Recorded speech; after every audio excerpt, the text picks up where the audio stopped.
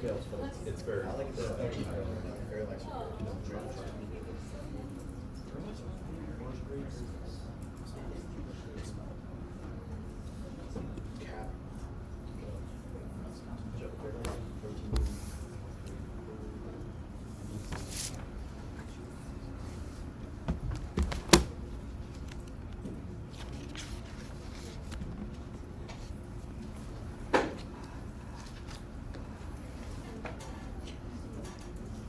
Okay, how'd that go?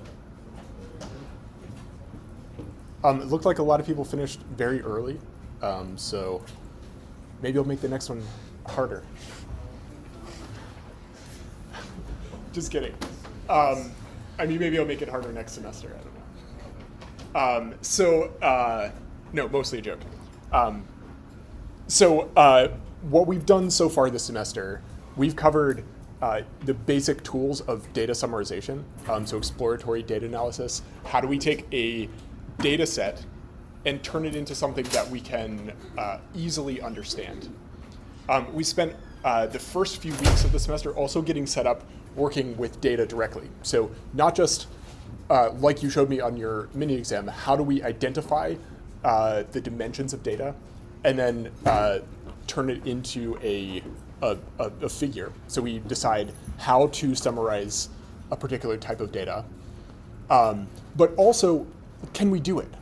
So we've developed the conceptual understanding, the framework for thinking about summarizing data, but also the doing of the thing, which we're not going to test directly generally on mini exams. I can't really ask you to write code in class or like perform exercises with Excel in class.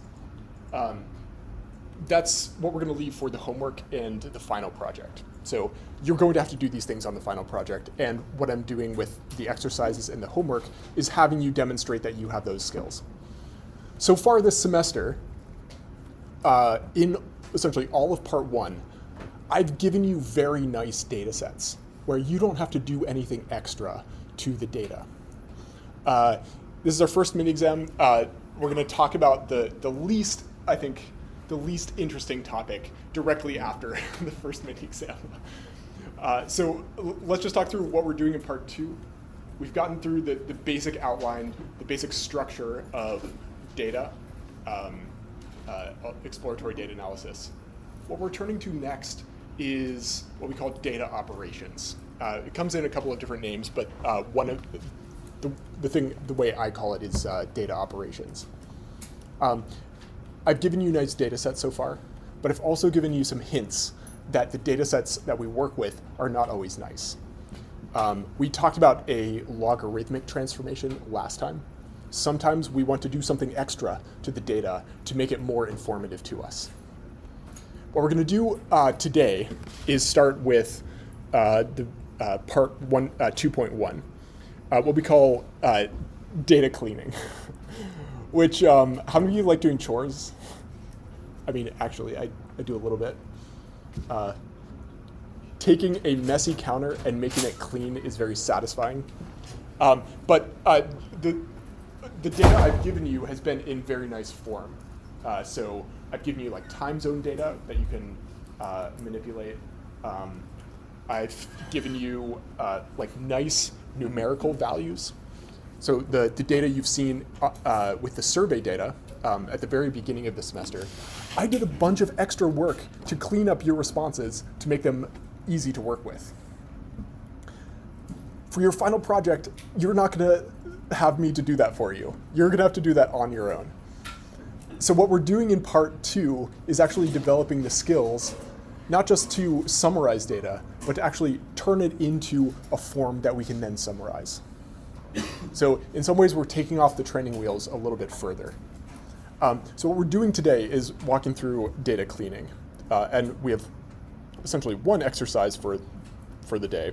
And then I'm going to post the homework right after class.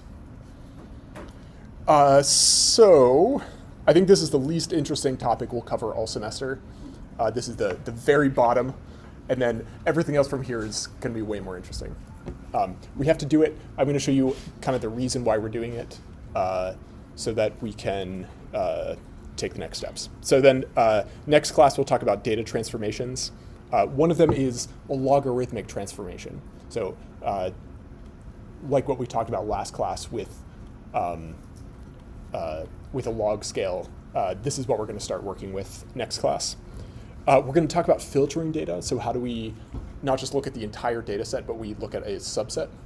And then we'll talk about grouping and merging data. Often you'll be taking multiple data sets and trying to combine them into one. You'll do this on your final project almost certainly. And so I want to talk through how we do that. And then, mini exam 2 will happen at the end of part 2. Before we get in, are there any questions? You like mini exams? How many of you used the demo? Should we do that again? Good. Yeah, those are nice. It's nice to know what to expect, especially on the first ones. Also, this was Maxine's first bus ride. She rode the 54 from Oakland to Bloomfield. Becoming a Yinzer. She wore a TJ Watt jersey on Sunday. We paid no money for that. I would not have paid money for it. Not that much of a fan, but she did. Okay, so that's where we're going today. So, anyone ready to do some data cleaning? How many of you like doing chores? Okay. This is not doing chores. This is turning something that's not that useful into something that's useful. Let me show you a couple of examples. One question I just wanted to pose to you for the rest of class today. One question you might wonder about is whether students who live further away have a different age than those who are nearby. Like sometimes, if you're coming directly out of high school, often you're like traveling around the country to go to different schools. So maybe, if you're in the Pittsburgh area, maybe you come to school later. So it's like Pitt is very close by, and it's very easy to just decide to go to college maybe later in life. So one question I might have is whether students from further away are actually younger than students who are nearby. And as I'm going to show you, a lot of times when we pose questions, the answer is not obvious from the data, or there's not a clear relationship. But this is one question we could ask, and it turns out the answer to this question requires some extra steps. So I gave you, let's see, this data set here. This is the class survey, but in its raw form. So what I downloaded from Google Sheets after you answered. This is different from the data set I gave you on the survey data for your first couple of homeworks. That one I actually cleaned up for you. This one is the raw data set. And I'm going to show you some of the differences and why we care in a second. But if you want to take a look at it, you can download it here. All right. So we're going to look at both age and distance from Pittsburgh, so your birth date and how far away is your hometown. The first thing we'll do is just look at birthday. So all I did, birthday is a variable that we care about. All I did was create a bar graph, just counting up all of the different birthdays in our data set and how many people have that birthday. Someone tell me what you're seeing here. Like, what's going on? Does this look good or bad? I think it's pretty clearly bad. Why is it bad? Yeah. It's too many individual birthdays.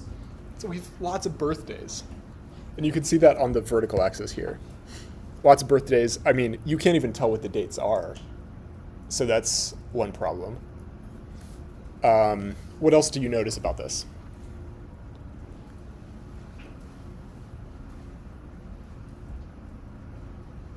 Yeah. It's telling us the count of each birthday. Yeah. So it's like most of them are just one. Yeah. When possibility is that a lot of people can have like similar birthdays, like within a month or something. Yeah.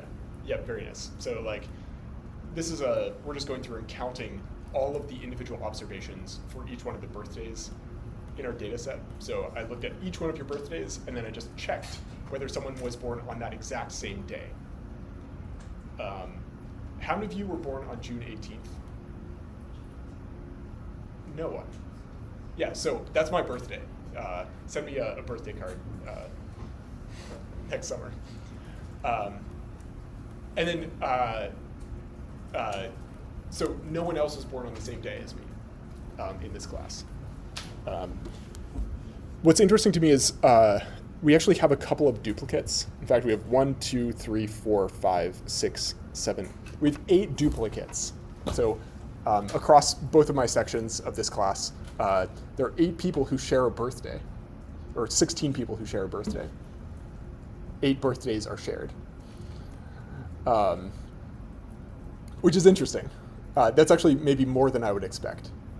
And this figure would show that to us, just not in a very good way.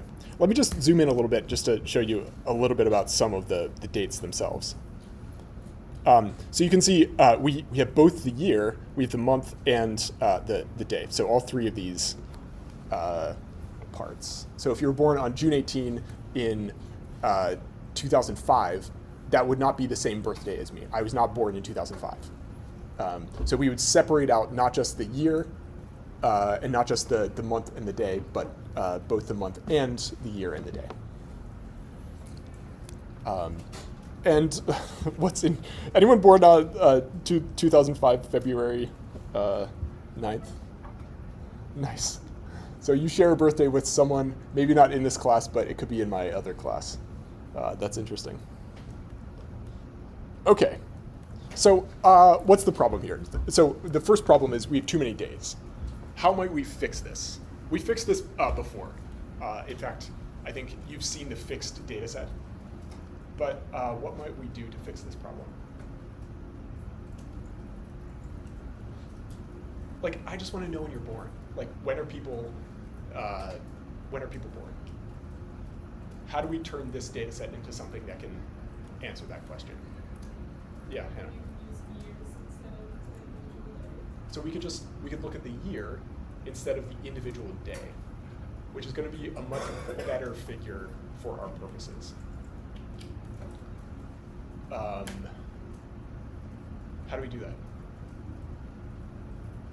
Anyone have a guess? Yeah. Histogram. So we'll definitely use a histogram for counting up the number of people per year. But how do we get from, like, this is a histogram essentially, right? It's on the vertical axis, but it's a histogram. And it's not doing that for us. Anyone know what we do?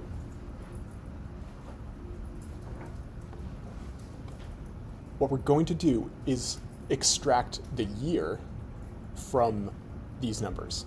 So this is actually not even a number to the computer. This is a text, what we call a string. So what we're going to have to do is take the year and delete everything else. Okay, so we can see that in the data set, as we'll get to, our numbers are stored in this kind of format. But actually what we want is just the year.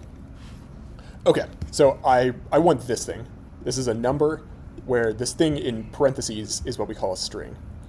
And a computer can't really create nice histograms with a string, but it can create nice histograms with a number. I mean, you can create bar plots with this, but this is actually what we want. We want the horizontal axis to be organized according to number. And in this case, that number is year. So this is, I'm telling you, this is the least interesting topic we'll cover all semester. But we have to take that first thing and turn it into the second thing. Has anyone done this kind of thing before? Like data cleaning? Yeah, maybe a few people. It's so common. In fact, every class period I put together, all of the nice figures, and even the homework I give you, I've already cleaned the data to some degree. And you'll do this in your final project. So I'm just going to give you the figure. You've constructed this in your homework. This is the distribution of ages. And it looks like most people are born, with the most common birth year is 2005. How many of you were born not in 2005? Yeah, a lot of people. It's not that most people are born in 2005, it's that 2005 is the most common. What we call the plurality. Okay, so that's the first thing we're going to do in our exercise. We're going to take data that looks like this and turn it into years. And we'll do this in sort of 2 steps. And then the second part of our question is, are students older who live further away? And so what I've done, we also have this variable. So instead of inputting date, your birth date into the survey, I left an entry box. So instead of like selecting from a list, or like a calendar, what your date is, I just let you enter whatever you wanted for distance from Pittsburgh. And this gives even weirder answers. Not only do we have a format that isn't a number, but we also don't have a consistent format, which actually presents much more challenging problems.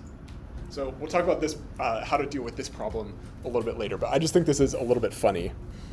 Not that anyone's answer is wrong here, but you can see some people answered like 7 or 25, and then someone answered near Philly, which is technically a location, but it doesn't tell us what the number is. Some people answered like 300 miles, so using units, which is nice. But for a computer's purpose, having that miles on the end is actually going to be pretty problematic. So we'll talk through how we deal with those things. And then in Pittsburgh, so maybe that's a distance of 0 miles. So I don't know how to turn near Philly into a distance, but I do know how to turn in Pittsburgh into a distance. So this is another kind of situation where we need to do something.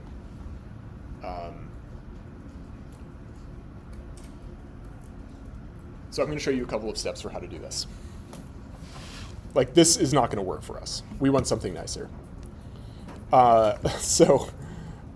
These are, someone may have given, I think this is actually just an example of something you could answer, but like, how far away from Pittsburgh do you live? 2.5 hours?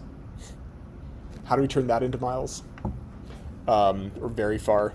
So like, these are all valid answers, and none of them would work very well for our computer. All right, can't do math with text. So once I've actually done the conversion, this is what the distribution looks like. We have a lot of international students, actually fewer than I would expect. Maybe international students are answering based on US location. And maybe if you're from Europe. But yeah, most people are listing their distances like under 1,000 miles away. So one thing we need to do is first figure out how to deal with the numerical values. The computer treats them as text. How do we turn them into a number? And then second, how do we deal with the situations where there's not an easy number to assign? How do we deal with those situations? Anyone know?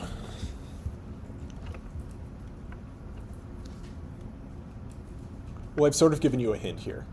In situations where it's difficult to know, we're going to turn unclear answers into what we call like blank entries, or NA, or NaN. So entries like very far, I don't know what this means. So in that situation, I'm just going to leave it basically blank.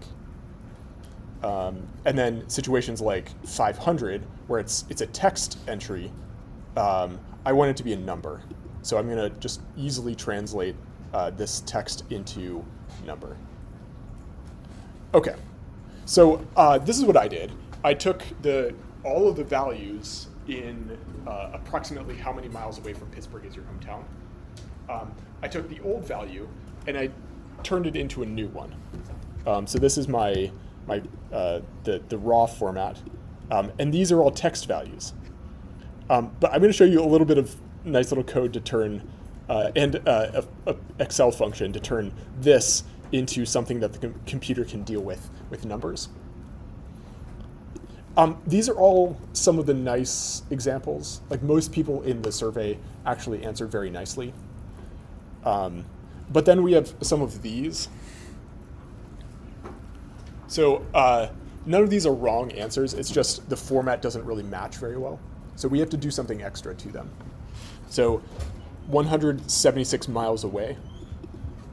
If all we do is try to convert the number into, or the entry into a number, we get what we call like a blank entry, or NaN. And just the basic operation creates these null values. Okay, so what do we do here? We've done a conversion from text into number. Some of these have created empty values. What do we do in this case? There are at least like 3 options.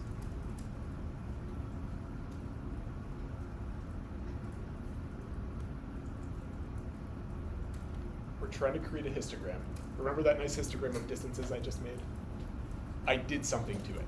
I did something to the data. I have a bunch of blank entries. What might we do?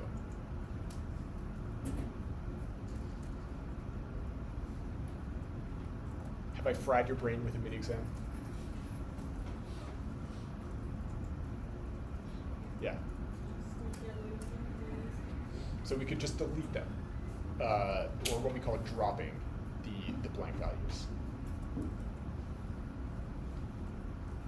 So that would be one approach. What's another?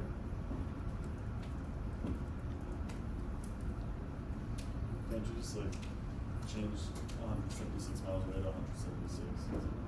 So manually update?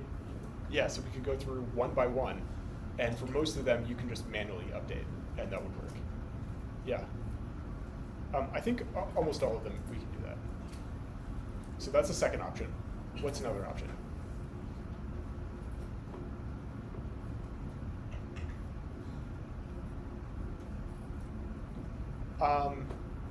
We could maybe enter the average. Like if we don't want to actually go through and write in each one, we could just take the average distance and enter that as people's values. So I think those are the big 3 approaches: dropping them, manual entry, and then replacing with some other value. We could also add, instead of dropping, we could just call people's distance 0. Or there's actually a big thing with the US government going through it's like social security records and seeing people's ages as like 150. It was not that people were aged 150. It was 150 was a re-entry of someone's age. So it's like we don't have them in the record anymore, so we give them the age 150. So it looked like there's a lot of fraud, but it turned out just it was just a code that people put in. So these things really do matter, and we actually encounter these kinds of problems very often. So what we're going to do is just go through a couple of options here. The first one is the dropping approach, which is the easiest one, but we're also going to do a relabeling, which takes a little bit longer. Okay, so option 1, this is the most common approach. Often our data sets are very large and we can't manually re-enter. So the most common approach is just to drop. If you replace with a value, so 0, for example, or the mean or median, if you're performing statistics on that value, on that new column that you created, it can introduce bias. So this is actually pretty frowned upon in general. So we generally go with option 1, unless we have the time to manually re-enter. Okay, have I put you all to sleep? Should I sing you a bedtime song? So what we're going to do is actually do some of this. This is the figure that I created.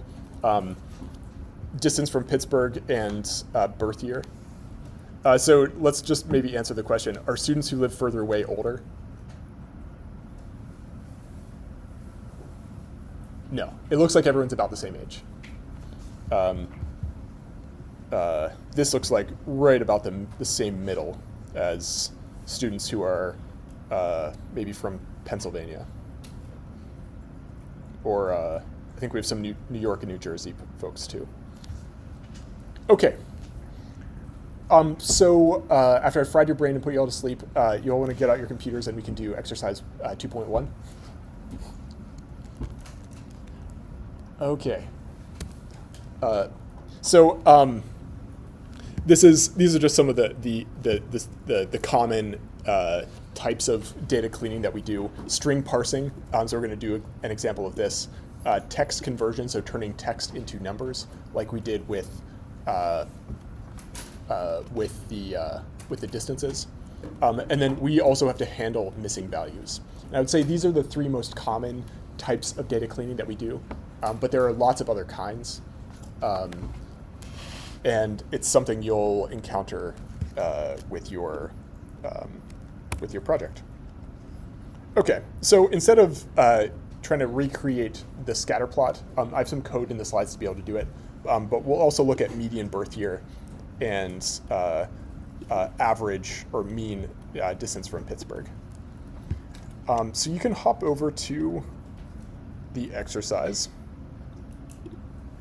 How many of you are hyped for an exercise? Yeah. Okay, that's enough enthusiasm for today. So you can download the class survey here. Also, we have the notebook if you wanted to click into that. So I'm just going to download this. I'm going to first show you how to do some of these things in Excel, and then we'll do a few of them in Python. So as always, we'll hit Save As, and we'll create a new folder in our ECON 0150 1 p.m. And we'll create a new folder, part 2.1. And then we'll hit Save. Save that there. All right. So let's notice a few things. So if we're trying to find the average age, we have the timestamp, which tells us when the survey was answered, and then we have first and last initials, and then this is when is your birthday. So when we click on this, we can see that we have a string. It starts with a month. We have the day in the middle, and then the year is at the end.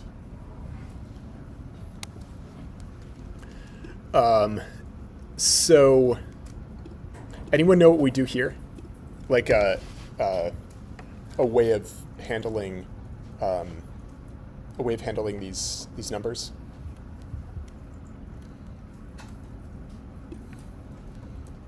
There's a really nice function for us. So for string handling, let's create a new column. Let's call this birth year.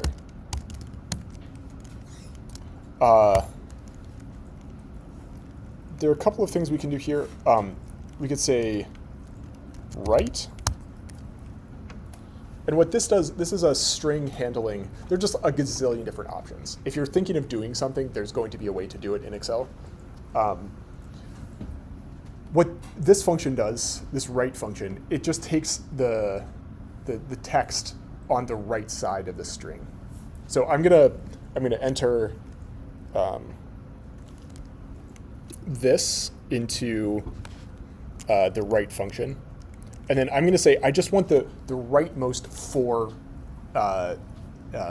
characters. So I'm gonna say 4, and that gives me this. Did I do this wrong?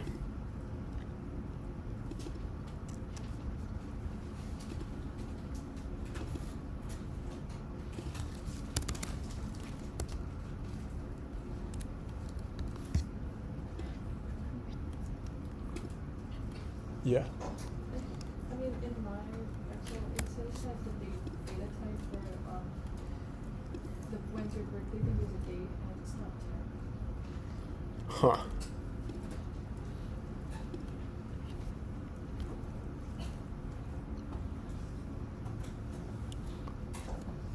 Oh yeah, so it's date up here.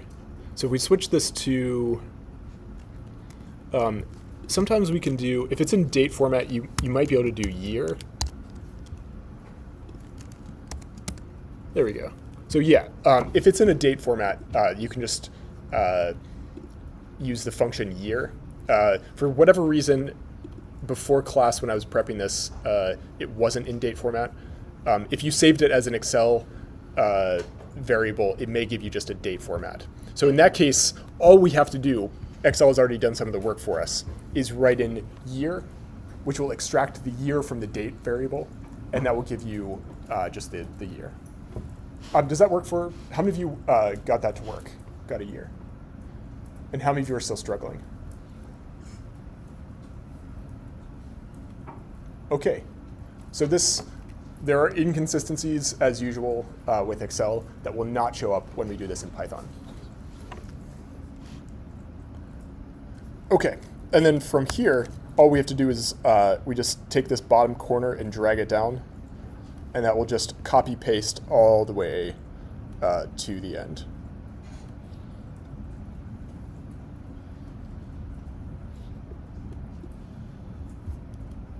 So we get all of the birth years. Okay, and then this gives us our birth year. So let's maybe do, should we do the mean?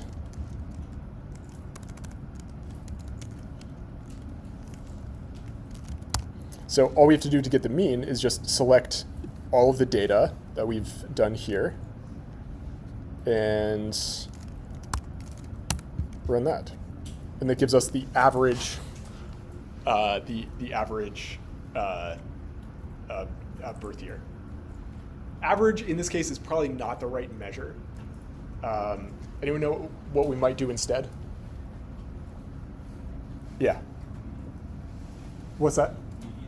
Median. So instead of looking at the sort of the center point of the data, we could look at the middle point. So instead of trying to find sort of the point that balances both sides, we're just going to look at the middle value.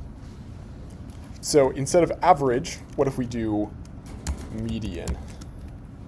And that'll give us the middle value. Okay. So this is basic text extraction from a date, which is useful in some ways. Let's do this in Python. I told you this was going to be the most exciting class all semester. No, it's exciting because everything from here is more interesting. So let's just click on the notebook. We'll open this up, run the import, and then import the survey. Okay, so I've included in the slides some code to make this happen.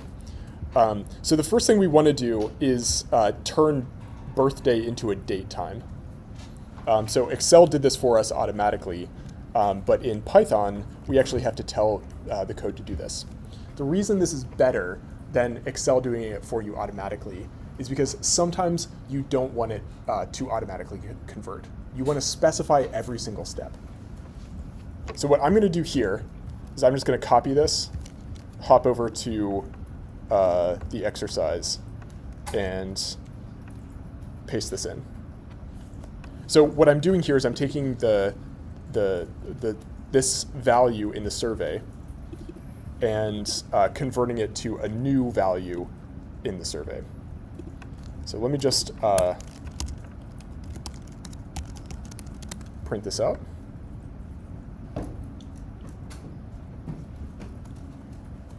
So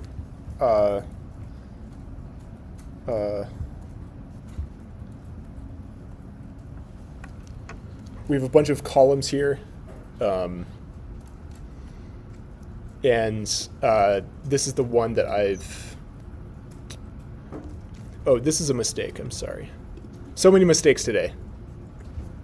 No mistakes on the mini exam, but mistakes in the slides. We want the date. This is going to be the miles. The value we actually want is your birthday. So we're just going to take your birthday, when is your birthday, and paste that into the survey. And when we're looking at data sets, if we just want a single column,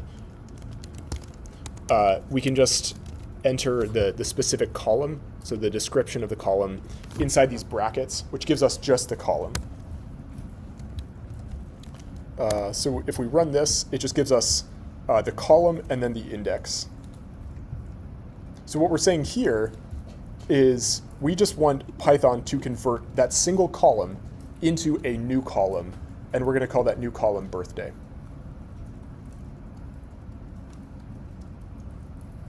Okay. Any questions here?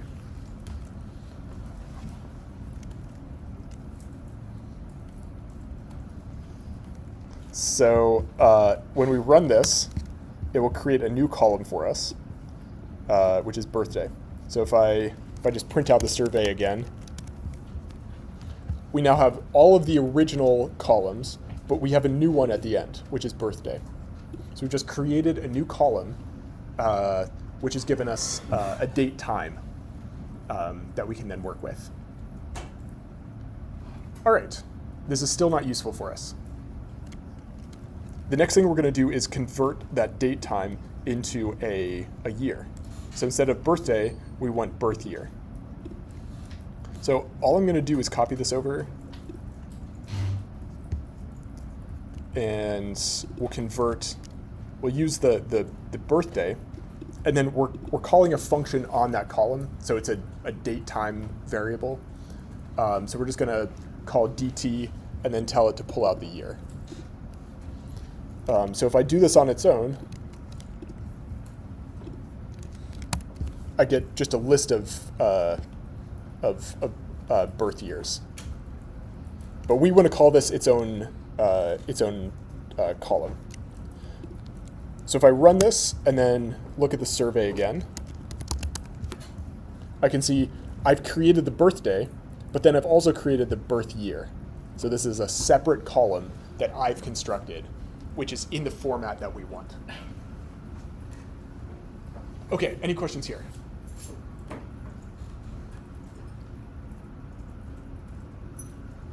Okay, so this is extracting numerical values from strings. So we're turning text into a number. And then once we're here, we could look at, let's try to find the median birth year. Median. And that'll give us the median birth year. Okay. So we're at the end of class, unfortunately. Maybe we'll pick this up next class. There are like 2 other things I wanted to show you for your homework. How to work with numerical values, and then also how to handle missing values. But as you're going, just congratulations on getting through part 1. You put in the work. Hope you feel good about it. Go give yourself a treat. Treat yourself like Pavlov would. See you next time. Thank you.